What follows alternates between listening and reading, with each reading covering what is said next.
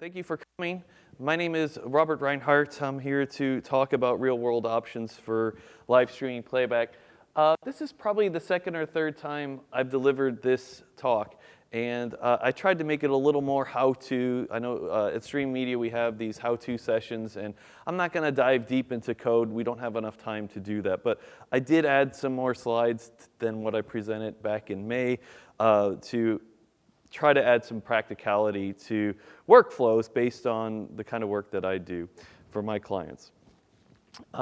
You've probably already saw the description in the program guide. I did notice that online they married this description with some panel discussion. So if you thought this was a panel discussion, the online program mixed and matched two different descriptions. They had mine, and then another session description was added after my maximum return line there. This is my contact information. I'll have all this information in the slide deck that I give to Dan Rayburn. Dan just walked in earlier, so he collects all the presentations from the presenters and makes all the presentations available online. I usually just send him a PDF file of this keynote. So what does real world mean? Well, it means that you can use it today. I mean, the conference just started, and I'm sure you will go to several sessions that are really trying to pitch you a solution that is not necessarily fully baked yet, right? It's on the cusp of being ready, or there's an uncertain date around it. I would include HEVC in that category, but this isn't a codec discussion. I'm happy to talk about anything in any video pipeline.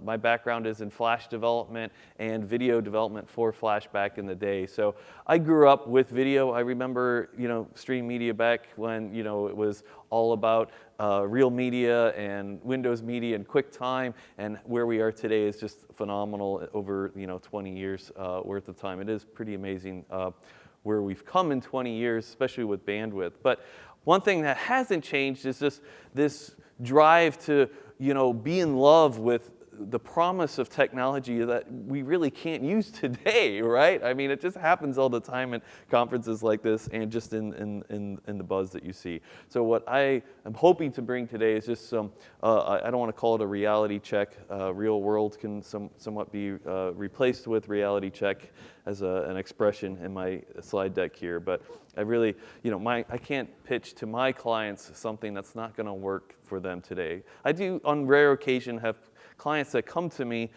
with a pipeline in mind for maybe a year out from now. But usually most of my clients come to me at the 11th hour when something they've tried hasn't worked and I need to fix it for them.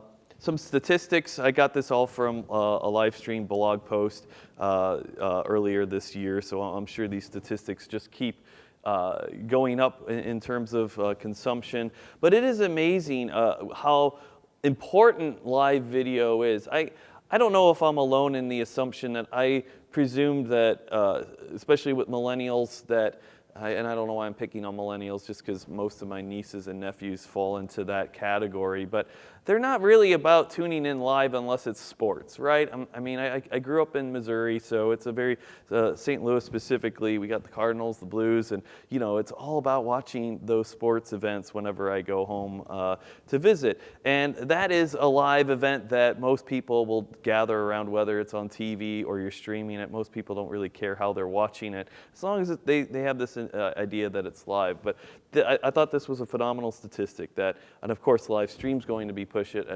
it as a company in their blog post because that's their business, but it doesn't mean it's any less true. It is interesting that news makes up more than half of that most watched live content, whereas events like these and festivals follow in second place at 43%. If there's any hope for us all in terms of monetization, I do a lot of live event production for government in British Columbia, where I now live, and I've done government work before that.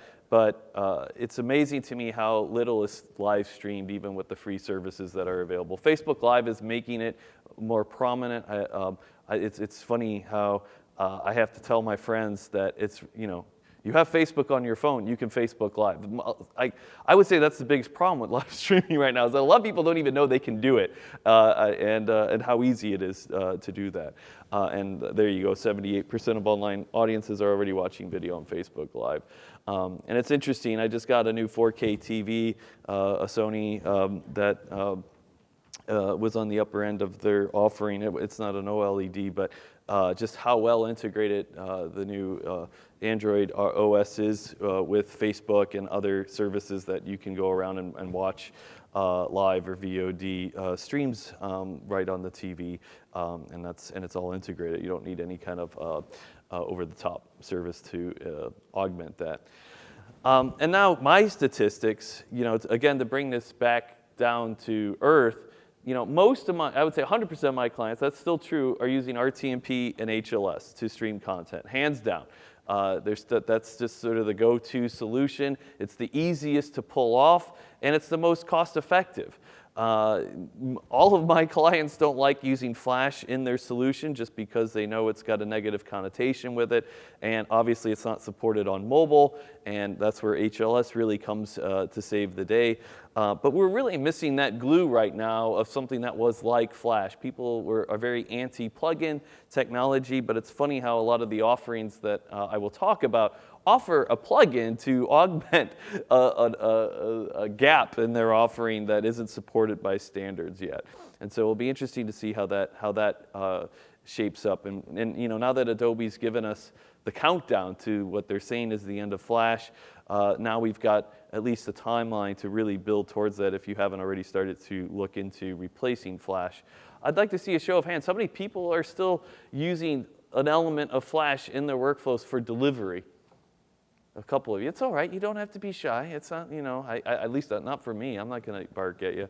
But that's interesting. Just a couple of you raised their hands. So it's amazing to me that it's still an effective, most of my clients that are using Flash still in their delivery pipelines are doing it where they need low latency. I have a cattle auction client, I have a wine auction client, and they're all still using Flash for auction-based streams because they need that sub 1 second latency. And they're not going to go to a vendor that, there's several of them here that are offering low latency services because they've already got established pipelines and it's not going to bring their costs down to go over to it. It's just going to increase it. And most of their clients, they're driven to use the tech that offering is saying. If their audience know that they have to be on a desktop with a Flash client, then they're gonna do that. I'll never forget when I was VP of Multimedia Applications at Schematic, which is now part of Possible, and I worked on the first full episode streaming player for ABC. The vice president of or the director of tech at ABC at the time said, people will come to us and use whatever we tell them to use to watch our content because we have a show like Lost. And people will install whatever we tell them so that they can watch Lost. So that was years ago. Obviously, you remember when Lost came out. It wasn't just yesterday, and that work was groundbreaking. I mean, they won an Emmy for their full episode player in the technical Emmys, and I was really happy to be part of that solution. But or help build that solution. And they'd actually moved from Flash to Move Networks at the time. ABC, I think, actually had an investment in Move, and it made sense for them to do a move like that. No pun intended on the word move. How many people remember Move Networks? Anyone in the audience? It's a little old, but not many. Okay, anyway, we'll move on. So let's look at the options that we have right now. I already mentioned HLS, but I'll group that into the HTTP streaming category, right? We've got these different ways of consuming over HTTP. And the good news with HTTP is it scales well. It's supported on most of the mobile stack now, unless you're dealing with super legacy devices. So it's going to work. The drawback, of course, is it's going to be prone to high latency. So if you need low latency, HLS isn't going to usually be your friend. I'll talk about a couple services. A couple of them are here in the exhibit floor that will advertise their low latency HLS services. And they're basically doing custom manifest manipulations with smaller chunk sizes to pull that kind of thing off. And it's great for one-to-many broadcasts, right? If you have a live event and you don't really need user interaction with that event, I shouldn't say you don't need user interaction. You can still have real-time chats aside an HLS stream, and it's not, the latency that you have with HLS versus a real-time chat that might be sub 1 second latency on the chat updates may not be that big of a deal. I mean, Facebook Live's a really good example of that because they're not always using, you'll use RTMP on ingest, but they're not necessarily delivering RTMP out for all of Facebook Live, and people can still manage to keep up with the chats and what's happening in a live broadcast. I use Facebook a lot live on a personal note that may turn into a business at one point while I'm out fishing on my boat, and any of my followers on my FishingRx page who are asking me questions while I'm fishing about the gear that I'm using, I can have a pretty decent real-time conversation with them so long as I have a friend who's monitoring Facebook to tell me what the questions are, and it's not that disconcerting. So, you can still pull off some interesting real-time interactions even if the video itself is coming over an HTTP route. Of course, what's really talked about lately, and I'll call it, this is one of those not so ready yet technologies, is WebRTC. It is becoming more ready now because of an announcement just in September that it's now available on iOS 11. That's a big deal, right? Obviously, if Apple is playing along, then we're all gonna be happy about it because Apple is always that key component where if you can't, stream to iPhone, then or iOS, you're going to be, you're just not going to think that that's a viable solution. So WebRTC, I think, is probably, in my opinion, going to be something we'll hear a lot more about in practical applications in 2018. It is going to be harder. I didn't put scalability as a problem, but it's going to suffer any kind of real-time scale issue in that you're going to have some kind of auto-scaling edge distribution that is working with WebRTC. You're not going to be able to use CloudFront with WebRTC. You're not going to be able to use an Akamai HTTP solution behind that. I'm not picking on Akamai, but most CDNs are not going to be able to embrace a WebRTC scale solution. You're going to have to look at that to the cloud and building that out, or going to a vendor that's taking care of that for you. Wowza is a good example. They've got their streaming cloud, and it will likely be fully baked with WebRTC as we move into 2018. I'll talk more about that. And I'll talk more about some of the problems that WebRTC introduces. RTSP is still around, and it's a fallback layer that I've commonly used with JW Player. Not that JW Player supports RTSP, but a lot of my, I'll call them my lower end or lower budget clients are streaming on a budget, and RTSP is still a nice fallback that I usually present as an external link outside of the player itself. And Android can handle a native RTSP link. It's just an Ahref link that says, here, play it in whatever, native media player you have. And Android has, to date, been fairly good about supporting RTSP just within their native media player. It's not the best way to deliver. It's great on ingest, but to distribute over RTSP is just not very common. And again, it's usually a fallback mechanism that I have seen supported in some smart TV use cases on Samsung, but again, it's just one of many protocols out there. RTMP, of course, is far more common still because of Flash still being around in browsers, but it's really, I would say Chrome locking down on disabling Flash has been the biggest driver to no longer have RTMP as a priority over HLS. Most of my clients that are using RTMP are using it secondary to HLS. So I was talking about some of my lower, my clients that stream on a budget. I have a client in my home province of BC now who does hockey streaming and does it from venues all over the province in remote areas where there's not so great bandwidth. And his primary is still set to RTMP. But HLS is now becoming more of a primary, mainly because most of his audience is coming to his site using Chrome, and that's probably a common trend, that Chrome's just a very popular browser, so presenting a non-flash URL first is better. Of course, if you've got decent fallback setup, you can still push RTMP first, and if it's not available, then just go back to HLS. How you prioritize is really is up to you.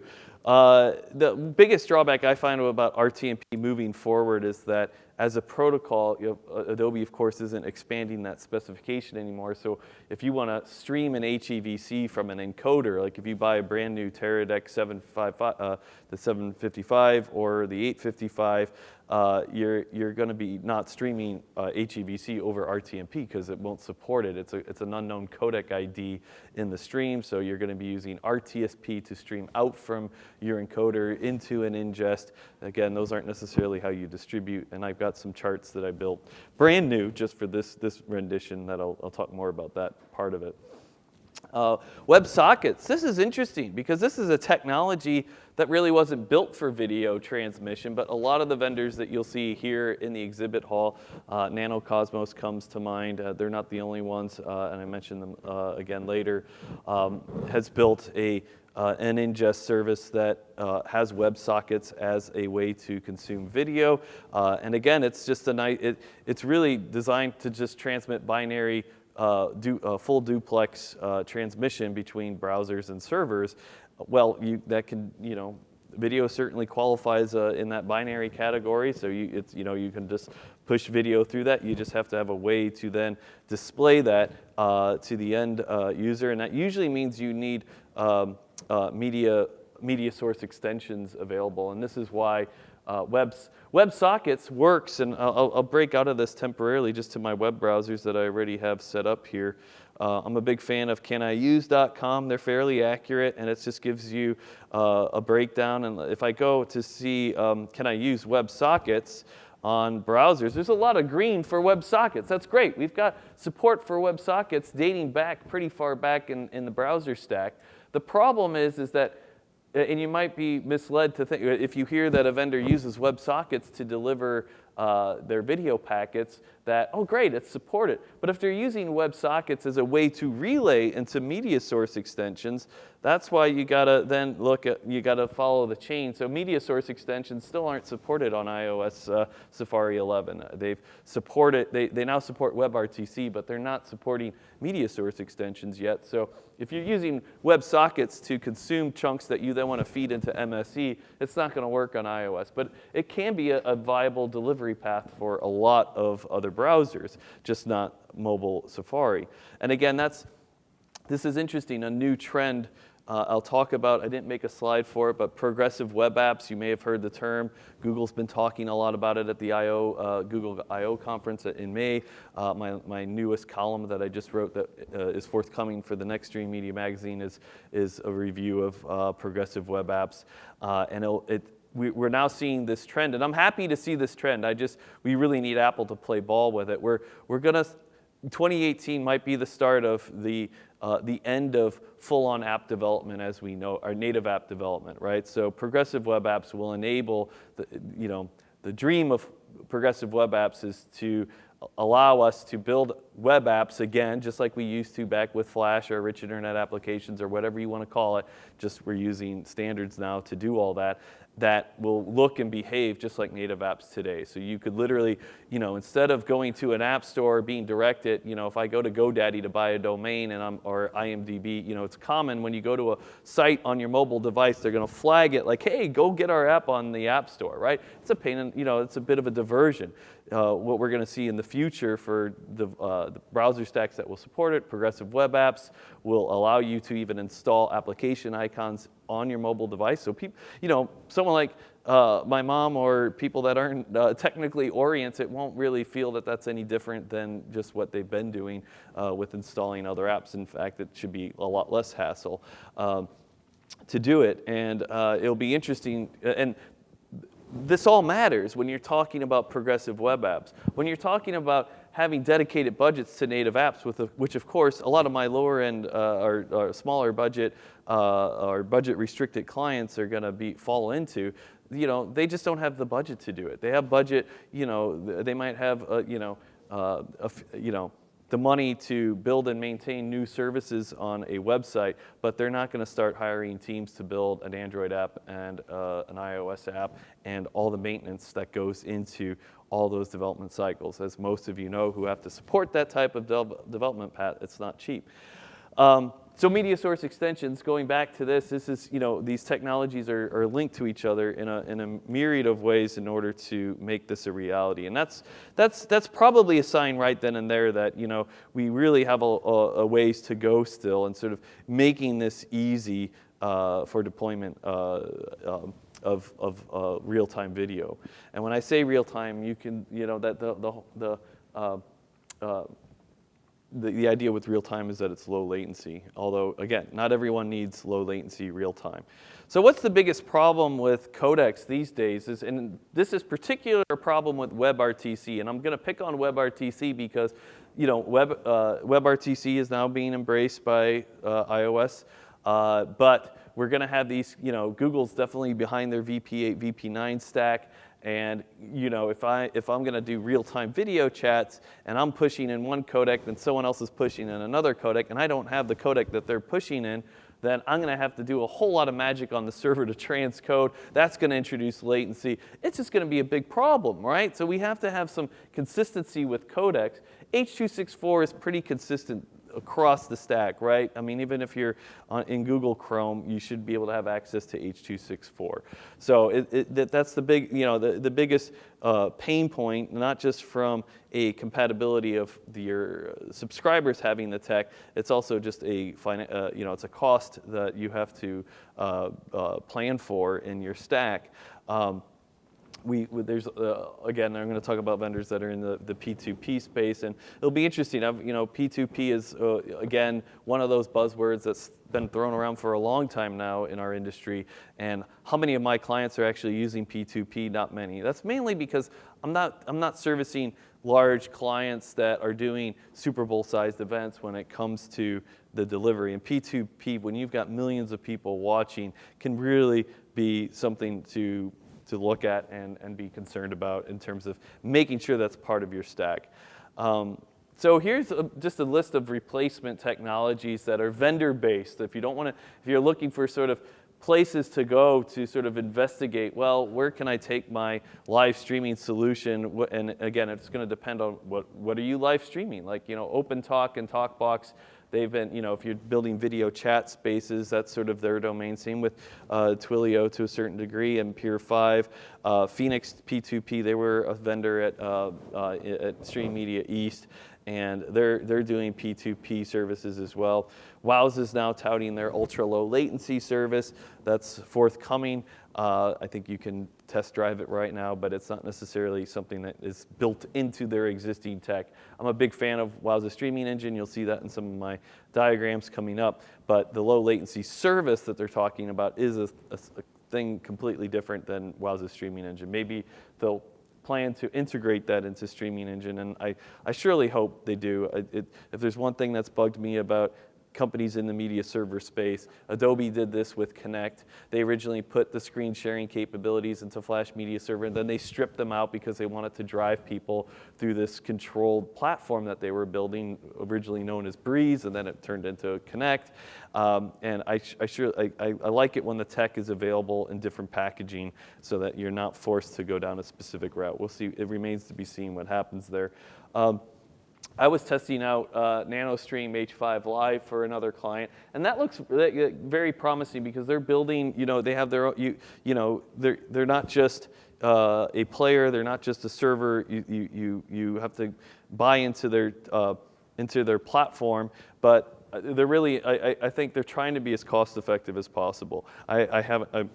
My BC government client was interested in exploring their costs, so I'm going to be looking more at that potentially in the future.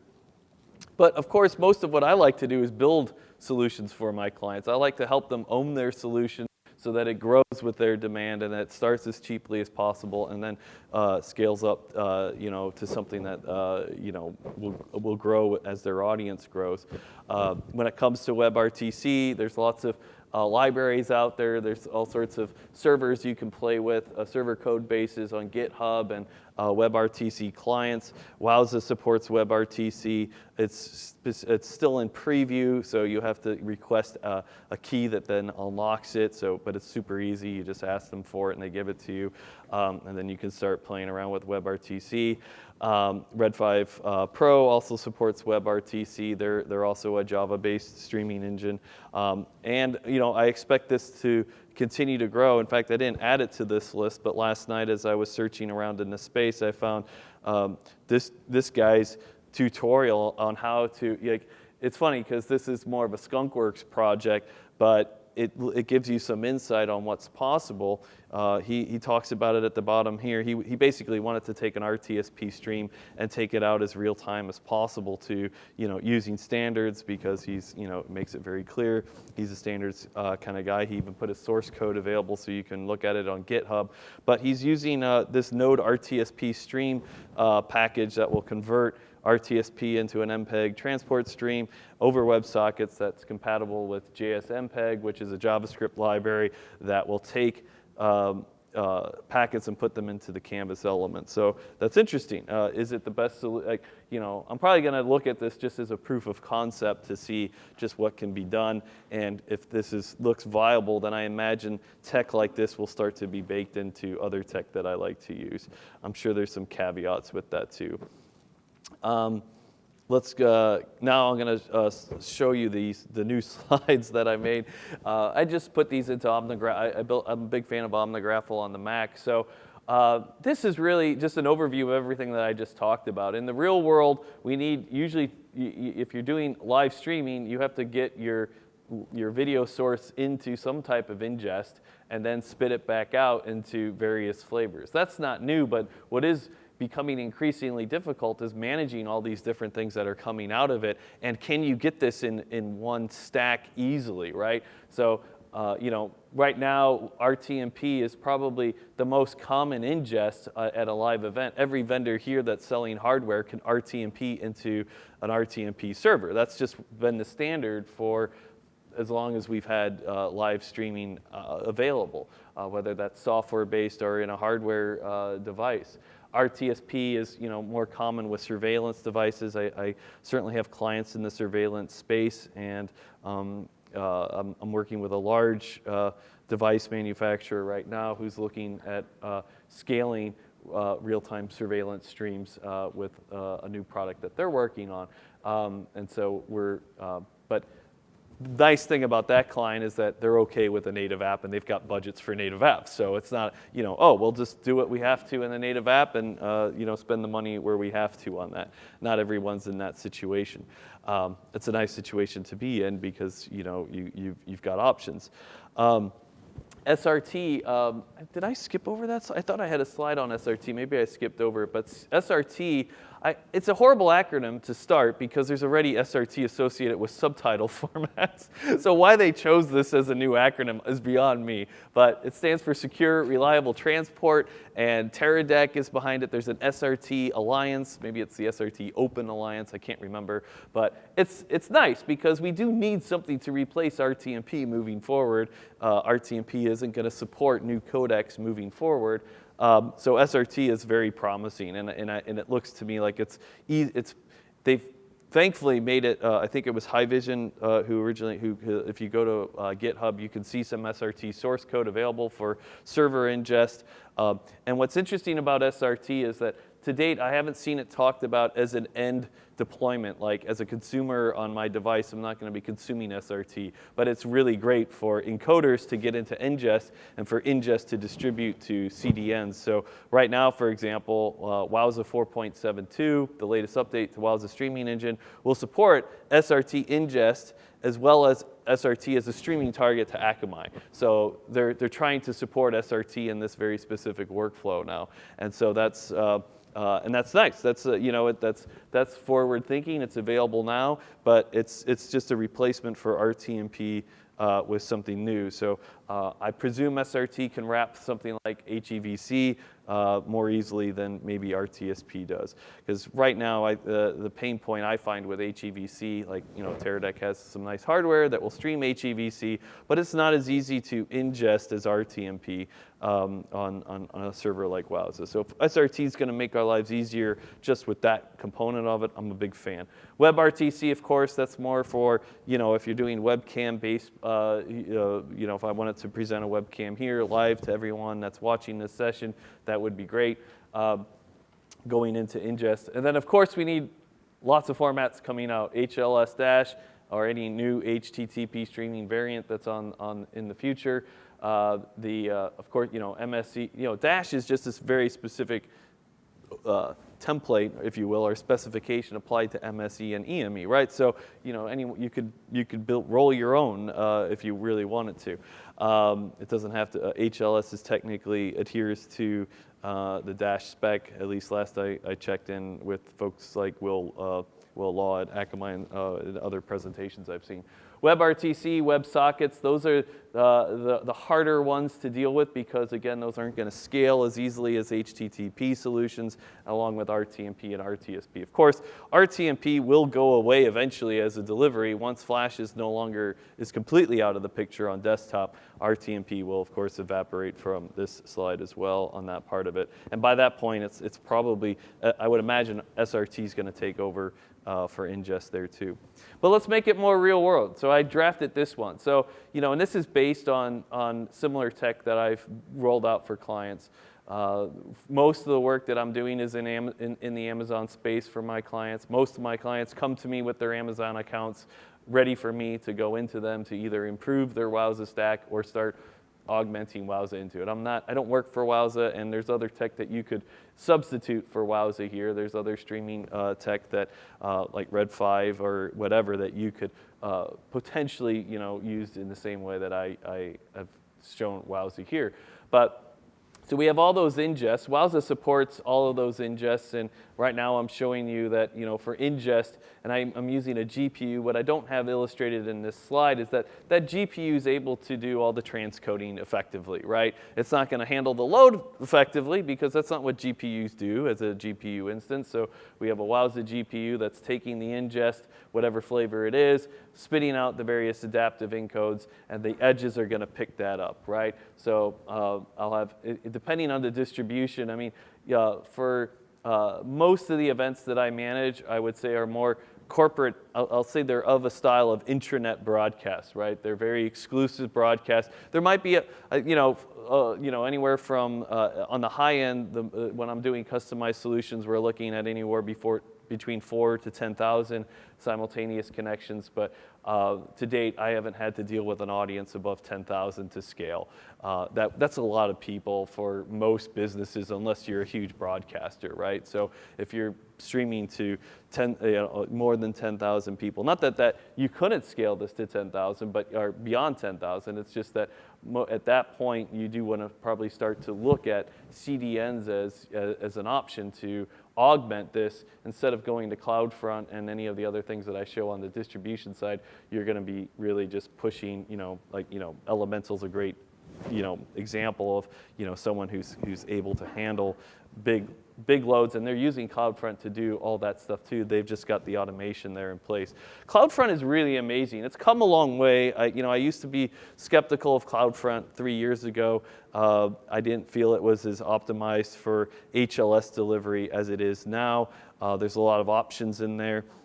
If there's one tip I'll give you just as a low-level tech, if you're ever going to do CloudFront distribution with an edge origin architecture that you're customizing like this, make sure you set the 404 timeout to 0, because by default, CloudFront, and this is important for live streams, because if you are in the business of not having a continuous stream out for live streams, and this is a growth sector for me as a consultant and a developer, because I've built tech on Wowza with the kind of stuff that I do in Java that allows you to have an uninterrupted stream. So if there's a transmission error or there's a loss of internet at site, that it doesn't go dead for the end user. It automatically gets injected with a standby bumper on the server so that you don't have to tell people to refresh their browsers when the broadcast resumes.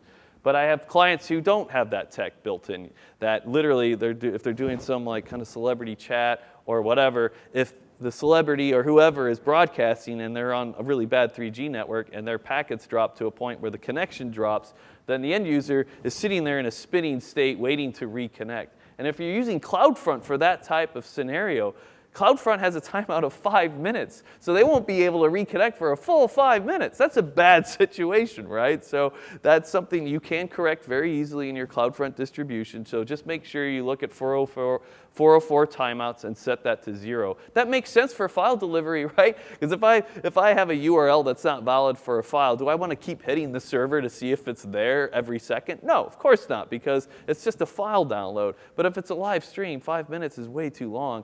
So you want to make sure that if you're doing CloudFront distributions or any customized edge delivery, if it's not CloudFront and it's like Google's version of CloudFront or whatever, Azure's, if you have control over 404 timeouts on HTTP requests, make sure that's dialed down all the way to 0.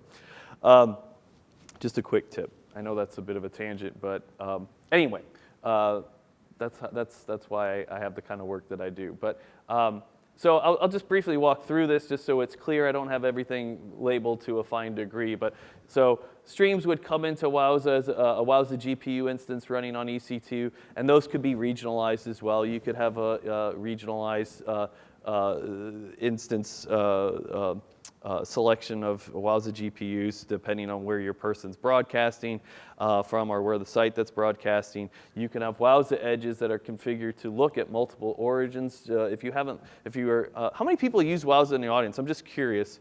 I'm sure more than a few of you are using Wowza.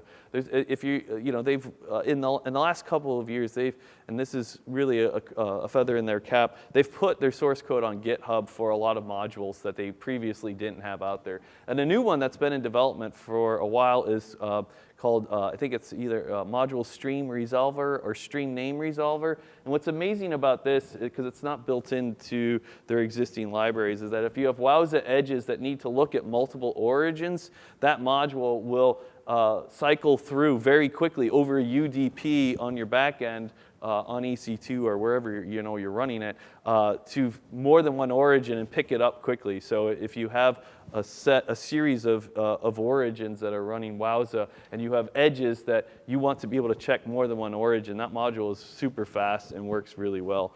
And it lets you do these regional edges a lot more easily. You just have to make sure that you've got the right security rules and firewall rules in place to your origins to make that work. And I'll just finish out that Wowza path because Wowza isn't going to solve all of these use cases that I've mentioned, and this is why it's still something of, well, what's going to happen next? But I'll address that last here in a moment. But that graphic in the middle, these are some just omnigraphal. I found some stencils for AWS. The middle graphic is auto scale, so you can have your edges set up in an auto scaling group working with an ELB or more than one on ELB depending on how many edges you've got. But Elastic Load Balancer can handle your connections going into the Wowza edges, and you can have CloudFront hit your ELB. You can use Route 53. I'm a big fan of their latency-based DNS routing, so you can have regionalized DNSs that help drive traffic to the right instance. I've used that really effectively for broadcasts. There's a major international car manufacturer that I routinely help them do broadcasts. They're like informative, I don't want to call them infomercials, but they're basically trained professionals talking about new models of cars coming out, and they want all the dealerships in the U.S. to participate in these broadcasts. And those are that tends to have around 4,000 or more streams going on. So I'll set up 2 Wowza instances in California, 2 on the East Coast, and so when the West Coast broadcast goes live, most people are hitting the California region. When the East Coast is live, they're hitting the East Coast edges, and we're just using Route 53 routing to make sure that they're going to the right edges. And it works really well, and it can actually help with load balancing too. If you don't want to use ELB, Route 53 can do round robin style load balancing for you, which in a lot of edge case, in many situations can work well. You won't even need an ELB for that.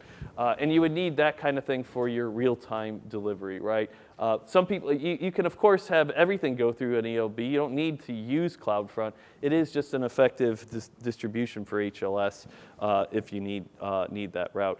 The only thing that CloudFront won't play well, and a lot of the clients that I work with, I've built customized tokenization methods. So if you need to do any kind of token auth, CloudFront isn't going to do very well with that. You can make signed URLs with CloudFront, but that's just going to protect the manifest. It's not going to protect the chunks.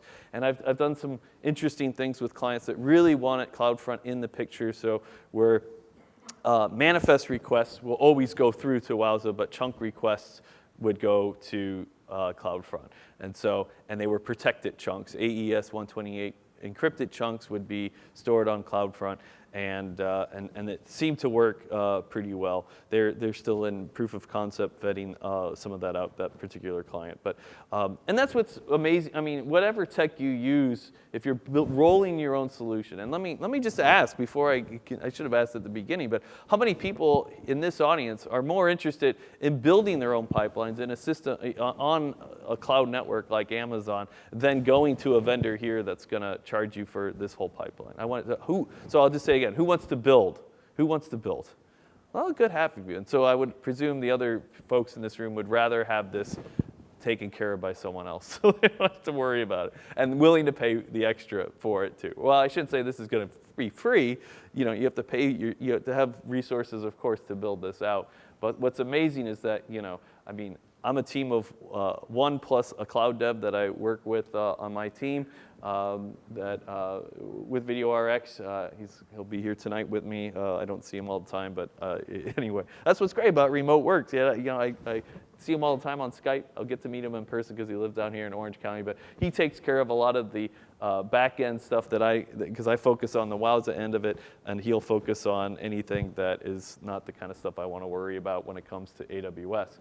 And so to continue that down now, what about WebSockets? If we're going to use WebSockets, if this promising technology can deliver video for live video, how is that going to fit into it? Well, it's interesting. Last night I was reading how you can build a WebSocket HTTP provider into Wowza, but it's not really designed to handle video requests. It's more just to do WebSockets for real-time messaging back and forth. So it's sort of a substitute for the RT part of RTMP for real-time chat, and not so much any kind of real-time data transmission than it is really meant to do audio and video. But people are making it work, and I would strongly encourage you to look at, I even tested it last night, NanoCosmos will let you put in an RTMP URL and preview in a live stream with their player how it's being consumed. I thought that was interesting. If all vendors could do that, that would be amazing.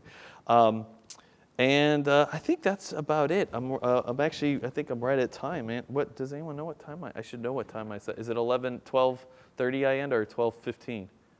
12:30. Oh, good. So I got some time to wrap up on questions. This slide deck, of course, will be available on the website on Stream Media once Dan collects them all and puts them up.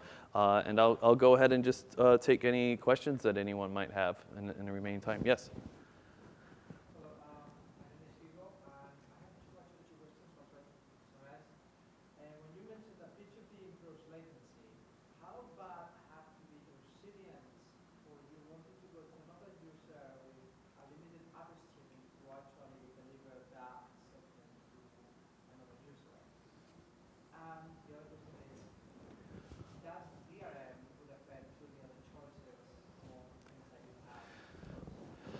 There are challenges with P2P, to be clear, and I will be honest with you. The last P2P solution I built was a Flash-based P2P that used like the P2P that was available with RTMP. What did they call that? The P2P. So the same challenges that have been in P2P ever since it's been out are still going to be present when it comes to. I mean, is your question specifically when the upbound is constricted? I guess I'm trying to understand what. Yeah, but like if you have two CDNs, why would you ever want to have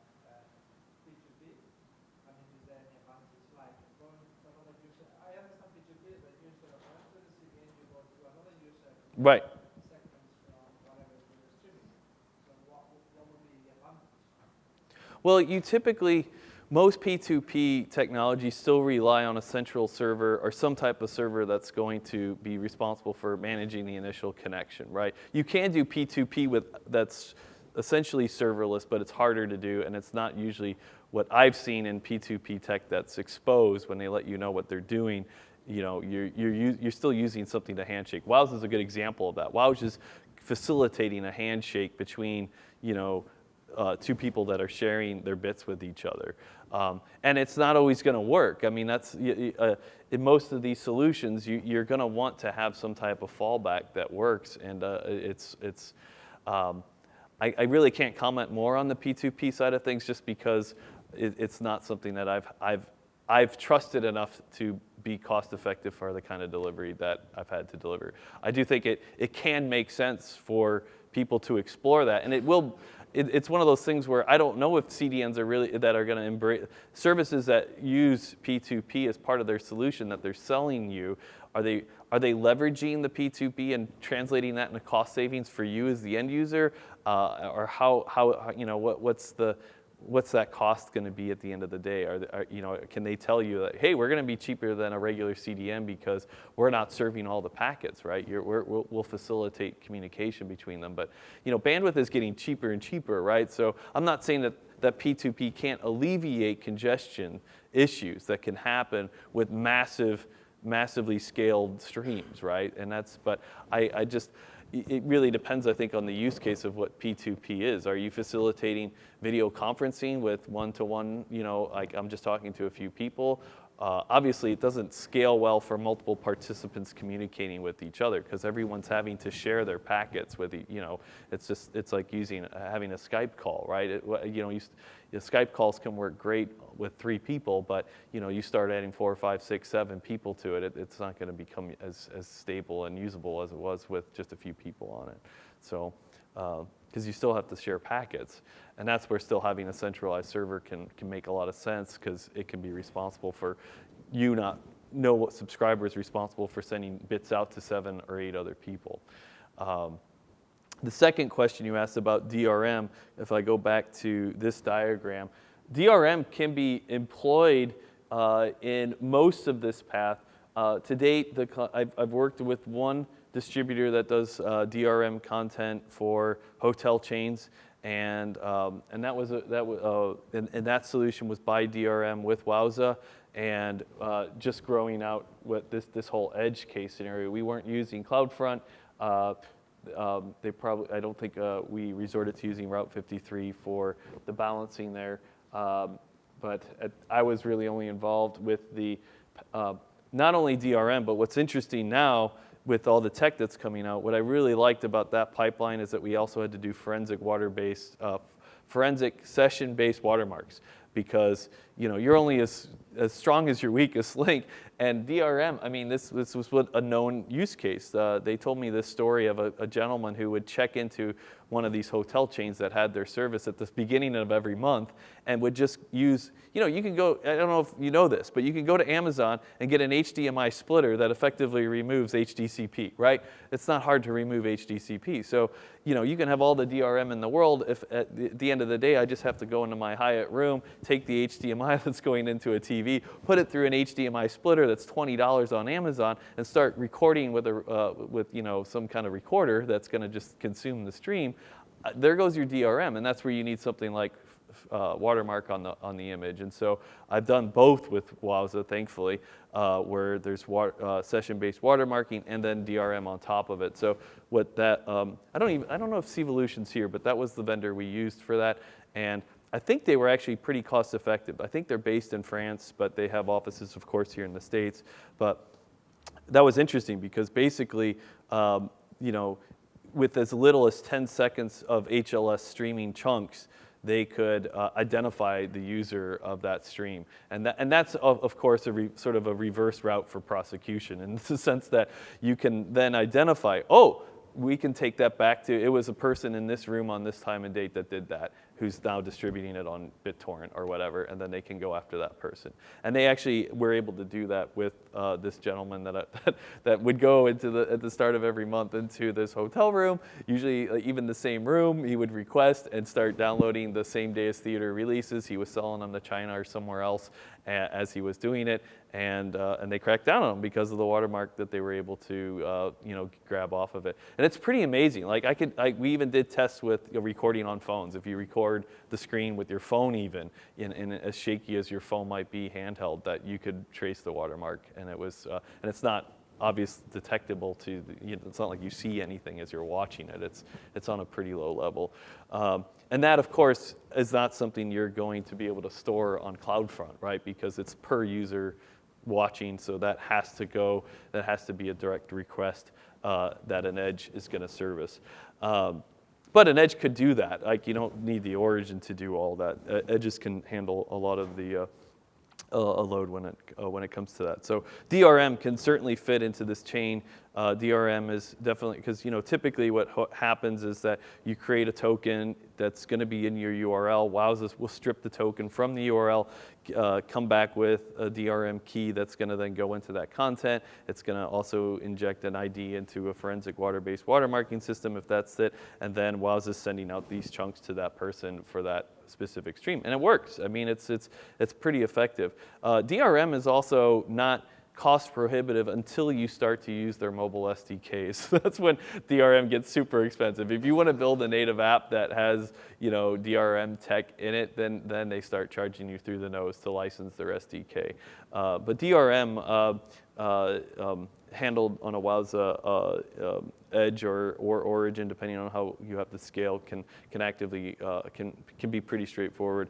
And at the end of the day, DRM is all about how finely tuned you need those restrictions, right? I mean, there's lots of my clients who just want to use AES 128 encryption on it, and they might want to have a rotating key. You don't need to go to a DRM provider to do that. Something like Wowza, you can program that stuff. You have a couple of good devs, you can be on your way with AES 128 encryption, and at least have some knowledge in that your streams aren't easily reviewed by other people. Like, people won't be sharing URLs very easily with that type of system if you're worried about it. When I don't think I used to do a lot of work with lynda.com as a consultant. I taught there back in the day, and the Lynda's philosophy. And she doesn't, she's now out of it. LinkedIn owns it now. Microsoft owns LinkedIn. But she was not a fan of DRM. All of lynda.com's content was not DRM'd. Maybe it is now with LinkedIn, but her philosophy was, I don't want to stop people from watching these videos. I don't want to have these tech layers that make it hard to watch our videos, and they just chose to go the legal route. We have a team of 3 legal people that just, constantly are scraping and sending cease and desists and doing all that kind of stuff, and found that to be effective enough, and that their losses didn't, warrant any kind of move to DRM. So it really depends, I think, on just what your mandates are. Obviously, if you don't own, and she could do that because they own their content. All of lynda.com, they own their content. They didn't license the thing, so they were they could make those kind of decisions. As could I if I make my own phishing show. I am responsible for my own delivery of that. But if you're licensing if you're on Netflix, obviously you have to do what the studios ask you to do, and if you don't, then you're not going to get their content. So you're really at that point, you just have to have the tech in place to do that. A lot of I've had a couple of clients that have called me and never called back because who were interested in DRM, especially usually in medical or legal fields where they're doing testing around it. Like, they have online videos that are prepping you for LSATs or MCATs or whatever, and they're worried about people stealing the content and distributing it to other med students. And and a number of them will show me these really weird tech solutions that come out of China that are very dependent on a very specific player that only works on desktop, and you try to explain that, well, that's not going to work on a mobile device. You understand that, right? And like, what do you mean? And then you need to educate them on everything that goes into that and why they have to take these into account. Again, that's where progressive web apps, I'm going to be really watching that as a buzzword. Google's, like I said, there's a lot.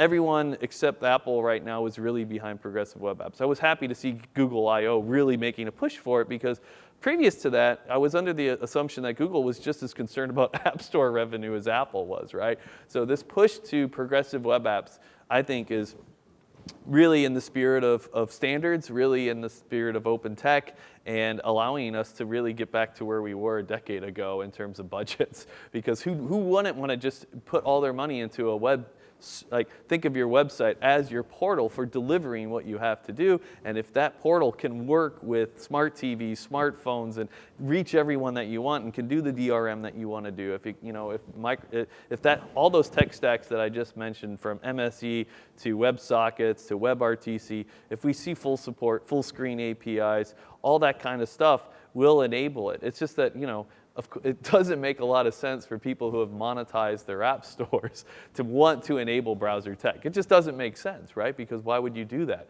You're going to drive traffic away, and it's not like you can start to monetize that. Like Apple can't take, what's 30%, whatever their share is of in-app purchases. But anyhow, there you go. I think I'm now effectively at the end. If you want to ask me any questions, I'm around for the rest of the conference, of course, lunches, networking sessions, and thank you for staying through my session.